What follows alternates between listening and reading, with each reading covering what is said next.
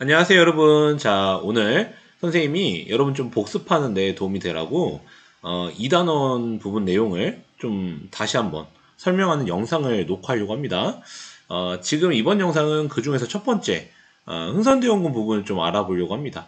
아마 수업 중에 좀 놓친 친구도 있을 거고, 그 다음에 결석하거나 그런 친구도 있겠죠. 자, 그런 친구들은 이 영상을 통해서 다시 한번 차분히 내용을 되짚어 보시기 바랍니다. 자, 시간이 많지 않으니까 바로 들어갈게요. 자, 여기 여러분 교과서 몇 페이지를 같이 보시냐면 89쪽을 보면 됩니다. 자, 89쪽에 보시면 우리 흥선대원군 시기에 내부적인 정책, 외부적인 정책을 많이 볼 텐데 그 당시에 어떤 세계사적인 어떤 배경을 여기에서 설명을 하고 있습니다. 여러분 뭐 이미 한번 배웠지만 흥선대원군 시기에 뭐 통상수교 거부 정책 이런 거 하잖아요. 자, 그렇게 하게 된 거는 무엇보다 여기 이 제목처럼 서양 세력이 아시아에 접근했기 때문이겠죠. 서양 세력이 아시아에 접근하면서 그에 따른 갈등이 발생한 겁니다. 자, 그렇다면 이 페이지에서 얘기하고자 하는 거는 서양 세력이 왜 아시아까지 왔냐 이거야. 저 멀리 있는 서양 세력이 왜 이 먼 곳에 있는 아시아까지 왔느냐. 자, 그것은 무엇보다 여기 나오는 요 제국주의 때문이다라는 거죠. 뭐 수업 중에 얘기했지만 여러분 제국주의라는 것은 거대한 뭐 식민지 확보를 통해서 거대한 제국으로 거듭나려고 하는 그런 사상이라고 할 수 있겠죠. 근데 그게 왜 등장했느냐? 이거에 대해서 선생님 몇 가지 좀 나눠서 설명했죠. 자, 무엇보다 좀 제일 근본적인 원인은 여기에 있는 산업혁명이 있다라는 얘기를 했습니다. 여러분 뭐 세계사 배울 때 다 배웠겠지만 산업혁명에 따라서 여러분 기계가 도입되고 그러면서 생산량이 막 늘어나죠. 생산량이 여기 나온 것처럼 생산력이 크게 증가하잖아요. 그래서 물건을 많이 생산했으니까 그 물건을 팔아야 돼. 근데 유럽이라는 이 시장은 좀 한계가 있잖아요. 절대적인 그 크기의 한계가 있으니까 그 유럽 사람들, 뭐 미국 사람들한테 팔고도 남는 물건이 생기는 거죠. 자, 근데 그런 물건이 많이 쌓이면 경제에 악영향을 미치기 때문에 그 물건을 팔 곳을 찾아야 되는 거예요. 그리고 또 많은 물건을 생산하기 위해서는 또 많은 원료가 필요하죠. 자, 그렇기 때문에 여기서 요런 해외 시장 있죠. 세 글자로 식민지라고 하는 그런 곳을 찾아 떠난 겁니다. 자, 또 하나는 보시면 여기 나오는 민족주의도 문제가 있죠. 민족주의. 유럽에서는 여러분 여기 앞에 나온 것처럼 이탈리아랑 독일이 통일 운동을 하는 거 배웠을 겁니다. 통일을 하다 보니까 그들끼리 똘똘 뭉쳐야 되잖아요. 그래서 민족이라는 걸 좀 강조하는 그런 사상이 등장한 건데 이 민족주의라는 게 그래도 이탈리아랑 독일의 역사에서는 그래도 그들을 좀 똘똘 뭉치게 하는 그런 영향을 줬겠지만 이 민족주의가 좀 안 좋은 방향으로 흐르면 여기 교과서에 이미 나와 있는 것처럼 배타적으로 흐를 수 있다는 거죠. 심리학적으로. 자, 이게 뭔 말이냐?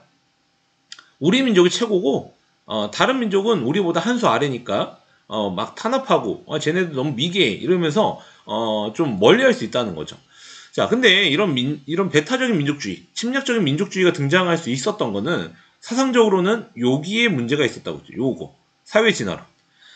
여러분 다윈의 진화론도 있잖아요. 뭐 이렇게 생물이 이렇게 진화한다는 얘기 있잖아. 우승열패 이런 거 있잖아요. 자, 그런 거를 여기 아래 교과서 아래쪽에 나오는 요 인물 스펜서라는 인물이 사회에도 적용한 거죠. 그래서 사회에도 결론적으로 얘기하면 우열이 있다. 되게 우등한 사회가 있고 열등한 사회가 있다는 거죠. 자, 그래서 우등한 사회가 열등한 사회를 지배해도 된다. 뭐 이런 정당한 논리로 활용이 됐다는 거지.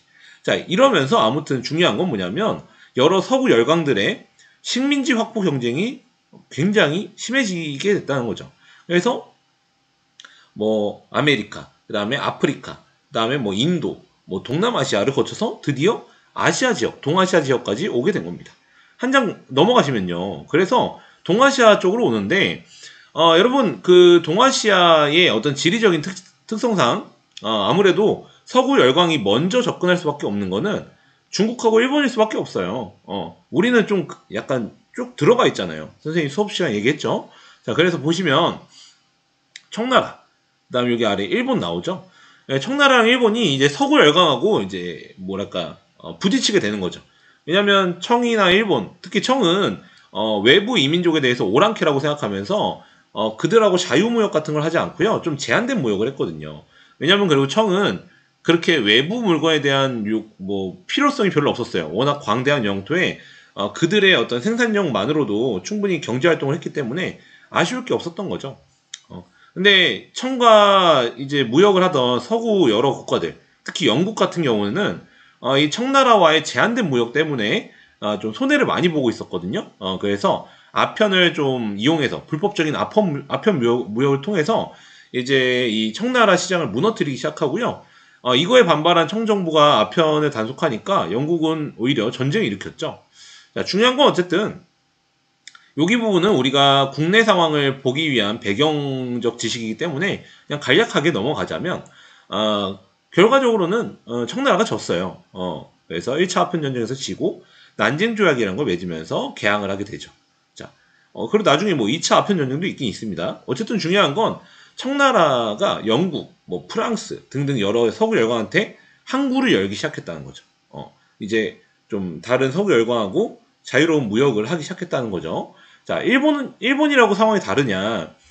일본은 보시면요, 물론 여기 청나라랑 좀 더 약간 다르게 네덜란드 상인하고 좀 무역을 하고 있었지만 나중에 이제 미국이 이쪽으로 접근해요. 그래서 페리 제독이 이끄는 이 군함들이 와가지고 무력 시위하니까 일본은 전쟁까지는 가지 않고요. 그 전에 이제 오픈하게 되는 거죠. 자, 그게 유명한 미일 화친 조약 또는 미일소 통상 조약 이런 게 있는 겁니다. 어쨌든 우리 주변 여러 국가들, 대표적인 청이나 일본 같은 국가들이 항구를 여는 상황이 됐다라는 건 당연히 우리나라에도 이런 서양의 여러 배들이 접근하기 시작했다는 걸 알 수 있다는 거죠. 여러분 추측할 수 있겠죠. 자, 그런 서구의 배들이 등장하기 시작하는데 우리 입장에서는 그 배들이 모양이 좀 독특하거든요. 그래서 좀 다른 모양의 배, 좀 모양이 독특한 그 배에 대해서 이양선이라고 하면서 불렀습니다. 자, 근데 이들이 주로 요구하는 건 청이나 일본한테도 요구한 게 똑같아요. 보통 통상을 요구했죠. 처음에 와서는 통상 요구합니다. 그러니까 상업을 통하자, 무역을 하자 이런 겁니다. 자, 근데 사실 이런 상황에서 우리 입장에서는요. 여러분이 당시에 살던 조선 사람이라고 생각해봐요. 자, 우리가 형님뻘로 모시는 청나라가 영국과 전쟁까지 했는데 져서 오픈하고 우리 이웃인 또 일본도 어쨌든 미국이란 강대국한테 무릎을 꿇고 자, 그런 상황에서 자, 우리는 서구 열강을 과연 좋게만 볼 수 있겠느냐? 아마 좀 쉽지 않을 수 있다. 그렇게 곱게만 볼 수 있기는 어려울 수도 있다는 거죠. 자, 이런 상황에서 당시 조선의 정치를 주도했던 사람이 바로 여기 나와 있는 흥선대원군이에요. 자, 여러분 흥선대원군은 왕이 아닌 건 알고 있을 겁니다. 자, 흥선대원군은 고종의 아버지죠. 근데 고종이 그때 나이가 12살 정도밖에 안 돼요. 그래서 고종이 왕위를 이으니까 정치를 직접 하기 어렵죠. 그래서 흥선대원군이 많이 서포트를 하는데요. 그게 대충 한 10년 정도의 기간이에요. 1863년부터. 자, 이때 흥선대원군은 내부적으로는 여기 보시면 통치체제의 재정비라고 나오지만 결국에는 뭐냐면 왕권을 높이려는 정책을 하는 겁니다. 흥선대원군은 왕실의 권위를 높이려고 합니다. 내부적으로. 그다음에 외부적으로는 미리 얘기하면 이양선들의 통상수교 요구를 다 거부하는 통상수교 거부 정책을 전개했다고 정리할 수 있죠. 크게 보면. 자, 그럼 세부적으로 보시면요.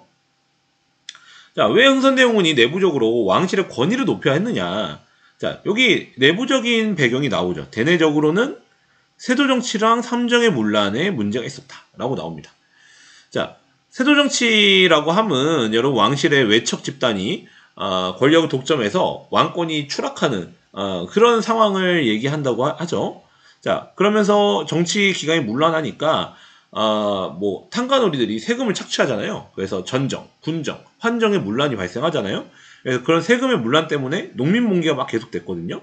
자, 이렇게 되다 보니까 왕권이 많이 약화된 상황이라는 거지. 자, 그래서 내부적으로는 왕실의 권위를 세울 필요가 있었고요. 외부적으로는 이 요구에 대해서 거부하는 정치로 간다는 거죠. 자, 보시면 그래서 자, 첫 번째로 보실 게 여기 부분인데 세도 정치를 당시에 주도했던 가문이 있죠. 여러분 이미 배웠겠지만 안동림 씨라는 가문이 있습니다. 대표적으로.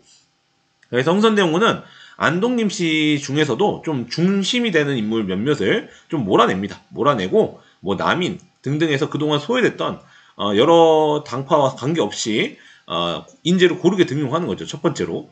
이렇게 함으로써 좀 왕권을 강화하려는 그런 시도를 했고요. 또 하나는 뭐냐면 이 안독립시 세력들이 또는 풍양조시 세력들이 권력을 장악하고 있었던 이 비변사라는 관청. 원래는 군사기구였어요. 임시군사기구였는데 조선 후기에 가면서 이게 좀 비정상적으로 커졌죠. 왜냐하면 우리가 외란이나 호란을 겪었기 때문이에요. 자, 그래서 이 비변사라는 관청을 사실상 폐지해버립니다. 축소시켜서 폐지시키고요. 원래 조선의 정치를 담당했던 최고 정치기구인 의정부와 그 다음에 군사 기능을 담당했던 상군부의 기능을 원상복구시키는 거죠. 자, 그리고 나서 그 외에 뭐 법 관련 정비도 하죠. 대전해통이라는 것도 있고요. 그 다음에 뭐 이양선이 워낙 나타나니까 수군도 강화하겠죠. 자, 요런 내용도 있는데 사실 여러분 흥선대원군 하면 왕권 강화 관련해서 제일 트레이드 마크가 바로 이 부분입니다. 이 부분. 특히 경복궁 중건이 유명하죠. 자, 당시에 경복궁을 중건했다. 중건이라는 것은 다시 세웠다는 거예요. 자, 다시 세웠다는 거는 경복궁이 그때 없었다는 거죠. 자, 경복궁이 왜 없었냐? 이 교과서가 여러분 되게 친절하게 잘 나와 있는 게 임진왜란 불탔던 거죠. 그거를 다시 복구를 못하고 있었어요. 자, 근데 이 시기에 흥선대원군은 왕실의 권위를 회복하기 위해서 경복궁을 중건하려고 합니다. 근데 문제는 뭐냐면 쌤이 뭐 누누이 얘기하지만 당시 조선 후기의 정부는 돈이 없어요. 그지예요. 왜냐하면 세조 정치에다가 또 그것 때문에 삼중의 문란 발생하고 그러니까 세금이 잘 거칠 리가 없잖아요. 자, 그런 상황에서 이런 거대한 건축물을 짓는다. 어떻게 짓느냐? 당연히 돈을 뜯어야겠죠. 자, 그 첫 번째가 뭐냐? 바로 여기 나오는 원납전이라는 게 있다. 자, 원납전은 한자 그대로 원납, 원에서 납부하는 그런 돈을 얘기하는 거죠. 그러니까 요즘 말로는 여기 나오는 것처럼 기부금인데 근데 이게 말이 기부금이지 거의 뭐 강제로 내라고 한 겁니다. 양반부터 해서 일반 백성까지도 이런 원납전을 걷어요. 자, 그리고 서울에 사대문 있죠. 동대문, 뭐 서대문, 남대문 이런 데 지날 때 통행세, 문세라고 해서 통행세를 부과합니다. 자, 여기서 더 나아가서 통행세도 부과하고 그 다음에 더 문제가 됐던 게 이 당백전이라는 게 있습니다. 당백전. 자, 당백전은 여러분 여기 오른쪽에 교과서에 잘 나와 있지만 여기 보시면 당백이잖아요. 100배라는 거예요. 그 전에 있었던 상평통보라는 엽전에 100배 가치의 화폐를 찍어낸 거죠. 자, 근데 문제는 뭐냐면 이미 여기 나와 있지만 이 당백전의 재료는 상평통보랑 크게 차이가 없어요. 대여섯 배 정도밖에 안 되죠. 자, 이거를 발행하면 정부 입장에서 남는 장사야. 그러니까 상평통보 예를 들면 여러분 10개 정도 갖고 있다고 생각해봐. 10개 정도 갖고 있었는데 그걸 녹여요. 녹인 다음에 그걸 가지고 뭐 당백전 2개만 찍어내도 여러분 얼마나 이게 이득인 장사예요. 자, 어쨌든 정부는 그렇게 해서 찍어낸 다음에 야 얘들아 이거 100배 가치 화폐야 하면서 그거 가지고 이제 공사에 필요한 어떤 재원을 이렇게 확보하고 뭐 그렇게 했던 거죠. 근데 하지만 많은 사람들이 이 당백전의 가치를 믿을 리가 없는 거죠. 누가 봐도 겉보기에 상평통보랑 큰 차이가 없잖아. 자, 그러니까 그리고 이 당백전이라는 이런 뭐랄까 신뢰성 없는 고액 화폐를 남발하다 보니까 이제 화폐 가치가 떨어질 수밖에 없는 거야. 그래서 물건의 가격이 반대로 올라가는 인플레이션 현상이 발생하는 거죠. 그리고 뭐 이렇게 여러분 돈을 많이 이렇게 확보하는 것만이 문제가 아니죠. 이런 궁궐을 지으려면 당연히 노동력이 필요합니다. 그 노동력은 보통 백성을 동원하죠. 그러니까 당연히 뭐 백성들도 힘들겠죠. 백성 동원하고. 그리고 또 하나 문제가 뭐냐면 이러한 이 경복궁 중건은 여러분 흥선대원군의 여러 정책 중에서 가장 대표적으로 평민하고 양반, 양 계층에서 비판을 받던 정책인데 왜 그러냐면 양반 쪽의 입장에서도 원납전도 물론 강제로 내고 해야 됐지만 무엇보다 요 문제 양반의 묘지임을 뱉다는 거죠.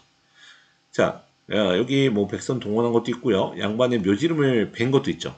자, 양반의 묘지름을 벤 이유는 뭐냐? 여러분 이런 거대한 건축물, 특히 이 가운데에 들어간 이 기둥 같은 거 있죠. 자, 여러분 이런 기둥으로 삼을 만한 나무가 어디 있겠냐고. 깊은 산 속에 가야 진짜 두꺼운 나무가 있을 거 아니에요. 근데 여러분 당시에는요 보일러가 있던 때가 아니잖아요. 그러니까 난방을 하려면 나무를 떼야 된단 말이야. 그러니까 엔간한 나무들은 백성들이 다 베가지고 이렇게 난방하는데 다 쓴다는 거죠. 그러면은 이런 궁궐을 지을 만한 되게 굵직하고 좋은 나무는 어디 있느냐?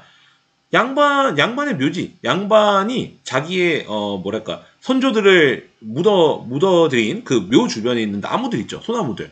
자, 그런 나무들은 백성이 함부로 건들 수가 없다는 거지. 자, 그러니까 그런 나무들을 베어온 거죠. 하지만 그것은 양반들의 입장에서 너무나도 열받는 일일 수밖에 없어. 그래서 경복궁 준 거는 양반과 백성의 불만을 다 샀다라는 거지. 자, 더불어서 양반들이 더 화가 난 이유는 서원도 없어요, 서원.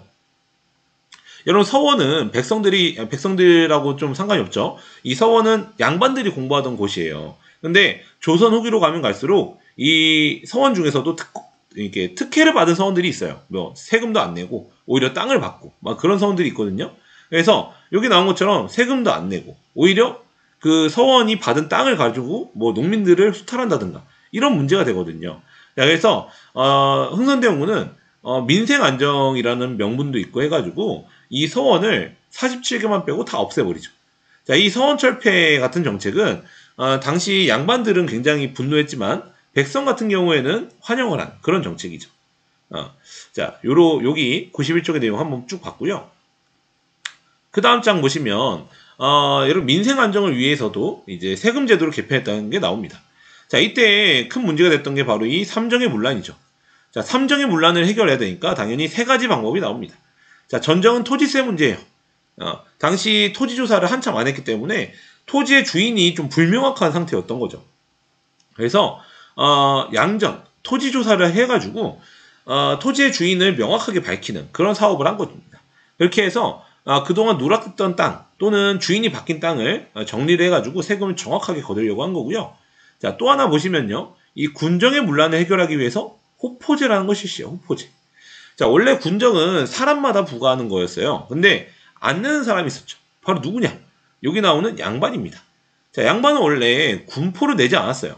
자, 근데 이제 집 단위로 바꾼 거예요. 군포를 내는 단위를 집 단위로 바꾼 거죠. 그래서 이때 집 단위로 낼 때 양반 집이든 평민 집이든 가리지 않고 내게 합니다. 그래서 양반까지도 이 군포라는 걸 내게 하죠. 근데 사실 양반은 군포를 내는 거에 대해서 굉장히 자존심 상해합니다. 그래서 양반이 사실 내기 싫어한단 말이지. 자, 그래서 흥선대원군은 어떤 조치를 한 거냐면 여기 나온 것처럼 양반호는 노비의 이름으로 포를 냅니다. 그러니까 양반은 노비를 많이 갖고 있잖아요. 그래서 본인 이름으로 내기에는 자존심이 너무 상하니까 노비의 이름으로 대신 내죠. 어쨌든 이렇게 하면서 양반들도 군포 부담을 하게 되는 거예요. 그래서 군정의 문란이 많이 해소될 수 있었다라는 부분이 하나 있고요. 그 다음에 황곡의 문제는 사창제라는 걸 통해서 해결하려고 합니다.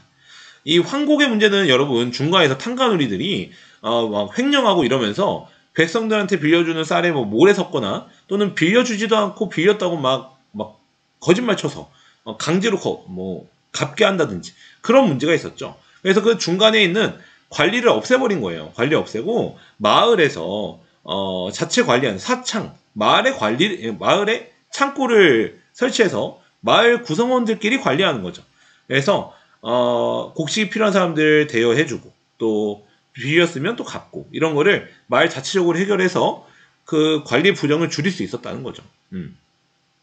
자, 그래서 보시면요, 이런 삼정의 문란을 해결한 이런 제도 같은 경우는 당연히 백성 입장에선 너무 좋아요. 아무래도 세금 부담을 줄일 수 있으니까요.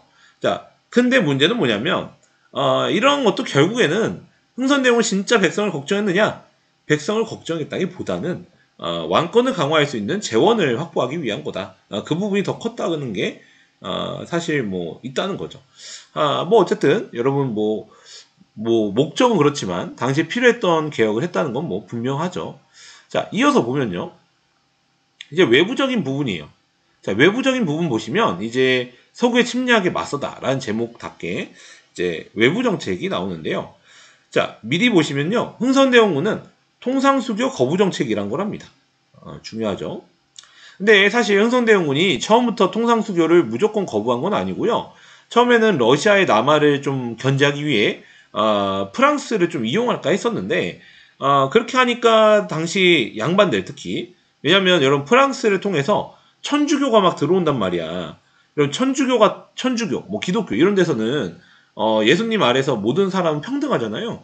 자, 그런 사상이 들어온단 말이죠. 자, 그러니까 이런 프랑스랑 흥선대원군이 가까워지려고 하면 당연히 흥선대원군에 대한 비판 여론이 커질 수밖에 없어요.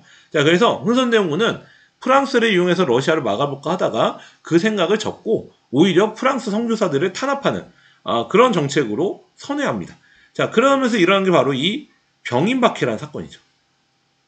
1866년 병인년에 일어나서 병인박해라고 하고요. 프랑스 선교사를 탄압한 건 이 천주교가 갖고 있는 교리가 조선 사회의 신분 질서를 흔들 수 있기 때문에 박해를 한 겁니다. 자, 어쨌든 프랑스 입장에선 자국민이 죽었기 때문에 이것에 대한 문제를 좀 제기하면서 조선의 문을 개항을 시킬 수 있는 구실로 활용하려고 합니다. 그래서 군대를 파견했죠. 그래서 여기 보시면 서양에서 우리나라로 들어오려면 요렇게 들어오잖아요. 요렇게 보통. 자, 이렇게 들어오려면 당연히 여러분 거기 입구에 있는 강화도를 지나갈 수밖에 없어요. 우리나라 그 한강 이쪽 안으로 들어오려면 강화도를 지나야 되는데 당연히 그 강화도에는 우리나라 군사들이 막고 있겠죠. 그래서 이때 이 프랑스가 쳐들어온 병인양요 시기에 보시면 문수산성에서 한성근 장군이 나름대로 좀 막아보려고 하지만 좀 성과를 내지 못했고요. 그래서 여기서 못 막고 강화도에서 프랑스 군대가 좀 많이 활보해요. 활보하면서 뭐 외교장각 도서도 약탈하고 막 그러거든요. 자, 그럴 때 양원수라는 인물이 있어요. 양원수.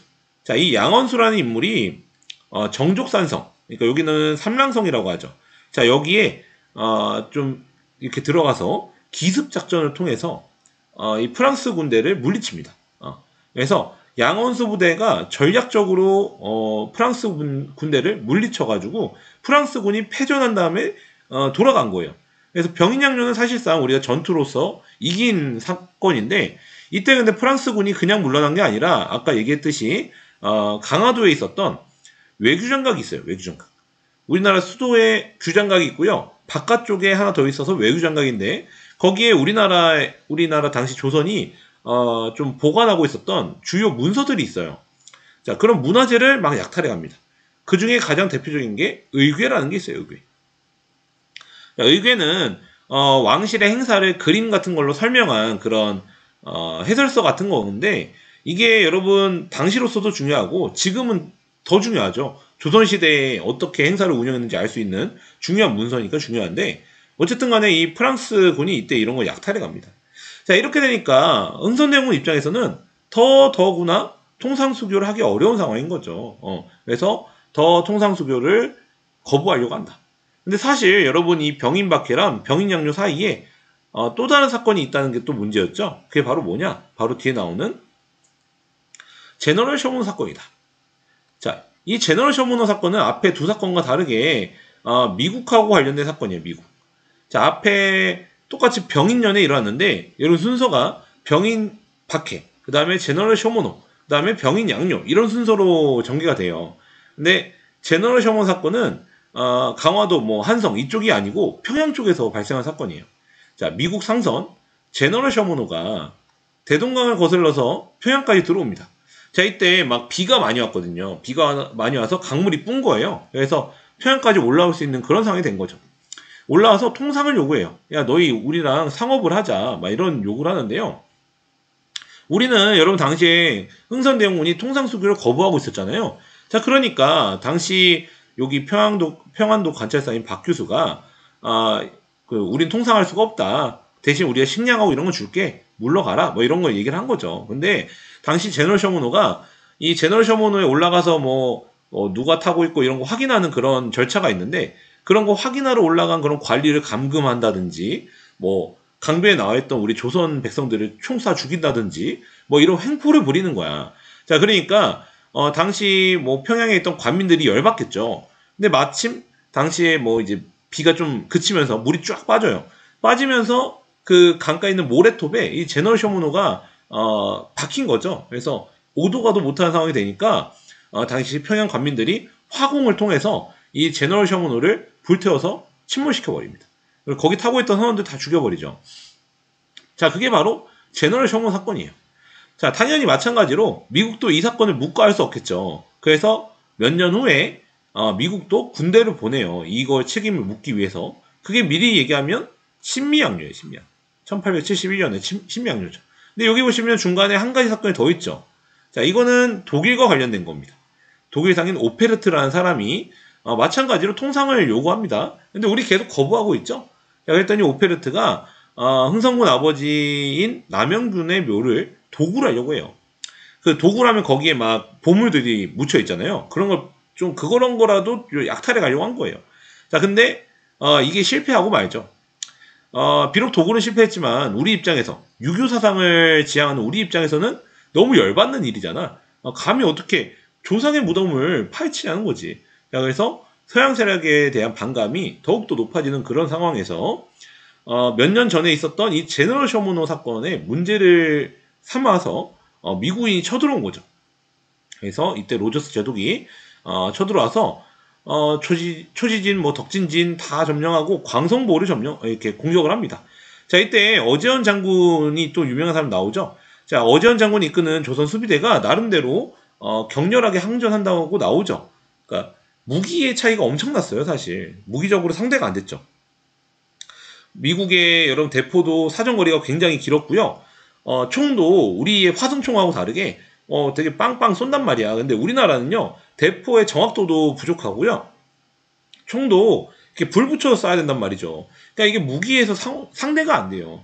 그래서 당시 이런 쌤이 수업 시간에 얘기했지만 어지연 장군이 이끄는 이 조선 수비대가 막 속옷을 몇 겹을 겹쳐 입으면서 미군하고 이렇게 싸우려고 저항을 열심히 했죠. 하지만 이렇게 포탄이 날아서 막 터지니까 불타고 총알을 못 맞고 막 이러니까 결국 다 전멸하고 맙니다. 그러면서 광성보 함락되고요. 이때 어제언 장군의 장군기가 있어요.